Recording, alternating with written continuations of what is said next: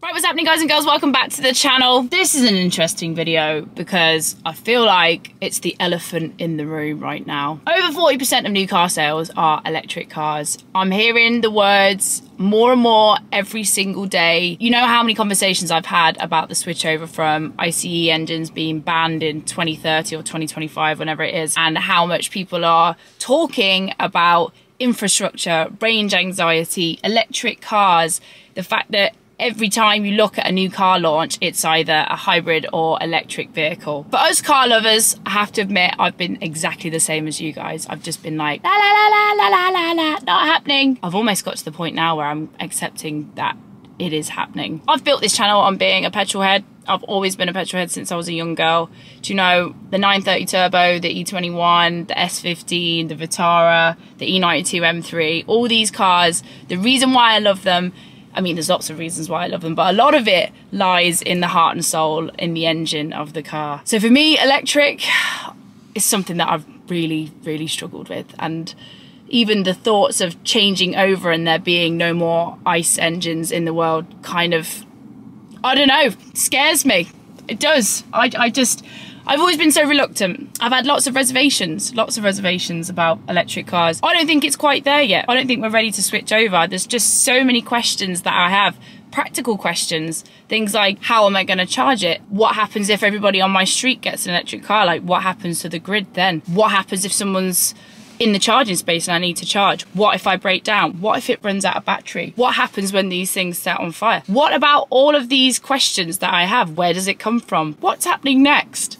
I can't deny it anymore. I had a word with BMW and they said to me, they said, look, I know you're very much an M3 girl, but just try it. Just give it a chance. So welcome to my new long-term loaner, the BMW i4 M50.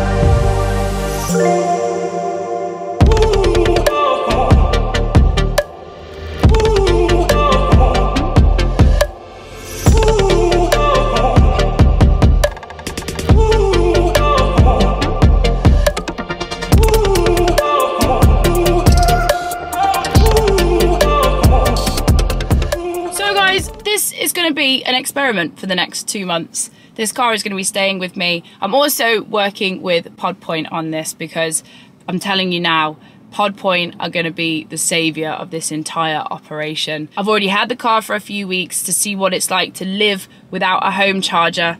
Here you have the classic issue of having an electric car. It's pissing down. That one's out of order. That one doesn't work. Your man sat in that one.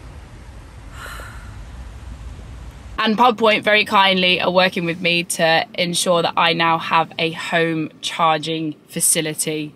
Podpoint are a brilliant company. One of the reasons why I really wanted to work with them is because they have one of the largest infrastructures in the UK. They were founded in 2009. They've installed over 137,000 chargers and they have over 6,200 public chargers across their network. And around 50% of that public network is actually free, which is delightful. I have a BMW electric car right now, but obviously if there are other electric cars coming to the channel, this Podpoint charging system that I'll be having put in at home will be able to work with any of those other brands. So we are absolutely sorted. So I reckon we should take this car out for a drive and I'll give you my impressions, what it's like to live with this i4 M50 and how it's gone for the last couple of weeks. Oh boy, we have had some disasters. I'm not gonna lie, that is something that you never ever get used to. When you pop this thing into drive and it just silently floats away from wherever you are. It's literally press the accelerator and you're off. I cannot believe sometimes just how quiet this machine is. I mean, it is just bizarre. I've been trying to collect my thoughts about the car and just the entire experience of what I've been thinking about it this whole time. And you know, you've got your initial reservations about the infrastructure. I've coined a new term, by the way. It's called infrastructure anxiety, not range anxiety. That's been my biggest issue with this. But let's dig into the car first before I even go into all that. So this is obviously the BMW i4 M50. Now this is the M Division's first scout at an M car in the electric guise. And I'll be honest, not that you can hear the exhaust note when I just put my foot down there. It's quick, and I mean like really quick.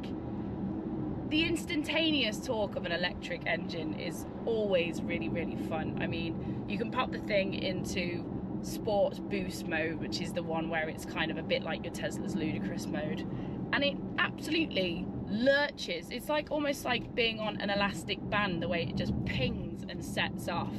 This car is the equivalent of 536 brake horsepower and 586 foot-pounds of torque. Like, that is huge.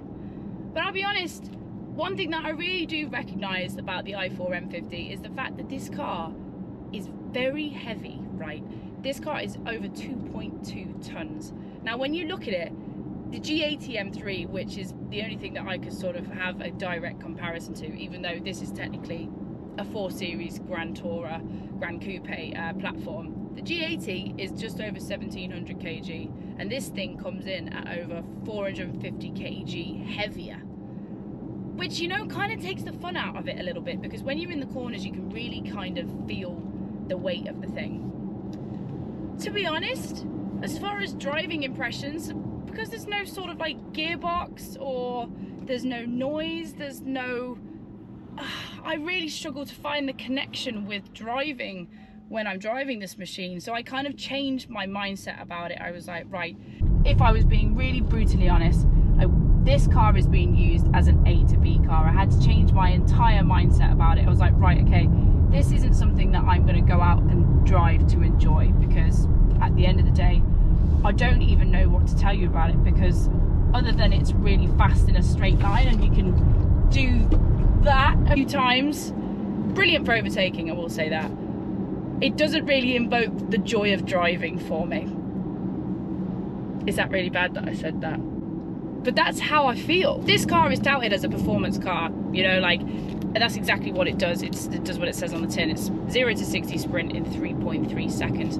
But I was watching Joe Achilles' video on this, and I watched a few other people's videos, and it's not massively faster than the G80 M3, whereas, you know, to be honest, if it came between this and having an ICE engine, I think I'd probably still prefer to have the G80, I won't lie. When you do put it into sport boost mode, you do get a snazzy little engine note in it though.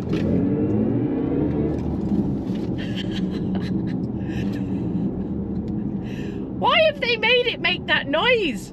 What is that about? I mean, I'm absolutely destroying my range whilst I do this, but that, I have to admit, that does really crease me up.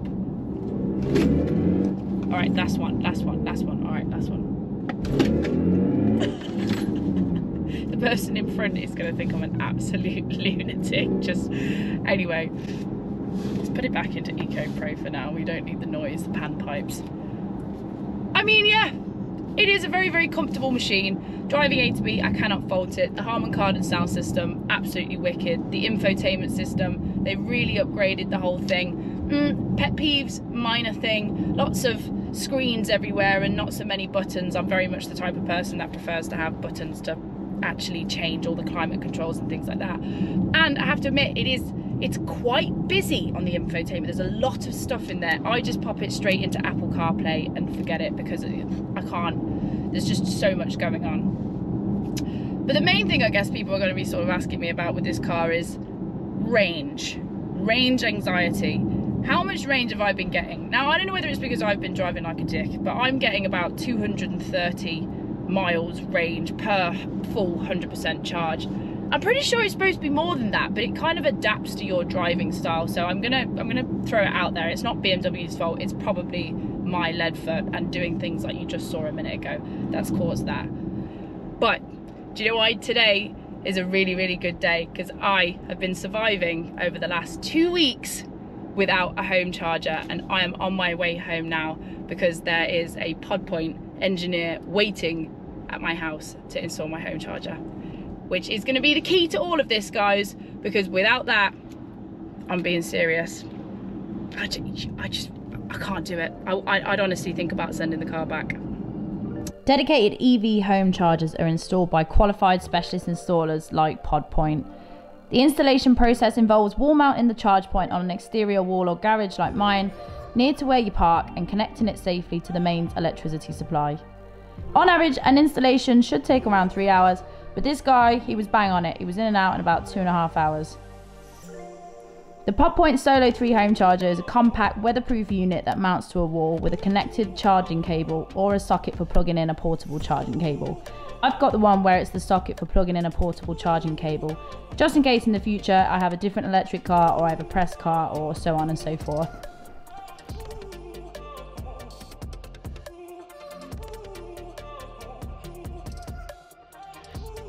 Two and a half hours later, I've got my lovely new home charger here. So this is the Podpoint Universal 7 kilowatt smart charger, and that is taking the power supply from the meter cabinet just here, which has enabled it to be a really nice and neat installation. As you can see, it really doesn't mess up the side of the house or anything like that. You can get the ones which do have the cables which were on the side of it, but I've gone for one which, because I'm maybe going to be swapping cars quite a lot, you can just use the universal cable and plug it straight into here. The great thing about this is that Podpoint have got an app which I have on my phone now, which means I can monitor how much usage I've got, how much the car's being charged by, everything like that. It's all interactive. It's a really, really easy installation, guys, and totally a no-brainer if you have an electric car. This has honestly saved my life. No more sat in car parks, no more leaving my car in the middle of Warwick, none of that. I'm gonna have a car which can be charged overnight. This home charger I've got will charge my car at 7 kilowatts, providing about 27 miles of range per hour. On average, it will take about 12 hours to charge the BMW i4 from empty to full. I can charge my EV at home as often as I need to. I'm going to treat this the same as charging my mobile phone. I'm going to plug it in overnight and top it up during the day. To be honest, this is the best thing. Being able to go to bed and wake up in the morning and the car is fully charged and I don't have to stress about finding somewhere to charge it. This really, really takes the anxiety out of owning this thing. Looking at an average domestic electricity tariff in the UK, at 28p per kilowatt hour, it will cost around £22.50 to charge the BMW i4 at home from empty to full.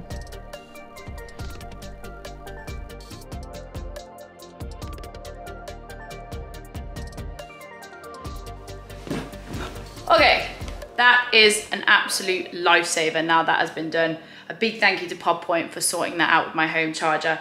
I'm telling you guys, it is the #1 thing you need to get if you are even thinking about getting an electric car. The couple of weeks I've had the i4 beforehand, trying to get it charged without having a home charger was just becoming an absolute nightmare. I was going to chargers and they were broken, or I'm having to leave the car somewhere, go get my mum to pick me up and then take me back in the morning. You know, really, really grateful to some of the people that have helped me along the way. Shout out to EcoFix in Warwick.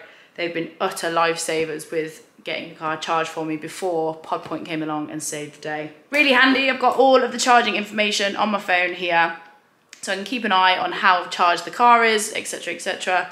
It's just really easy. I will admit this is the easy part. Now all I've got to do is get used to driving an electric car every day. That's not so easy. Big shout out to Podpoint. Make sure you stay with this series, guys. I'll see you on the next video. Take care of yourselves. I'll see you soon. Bye.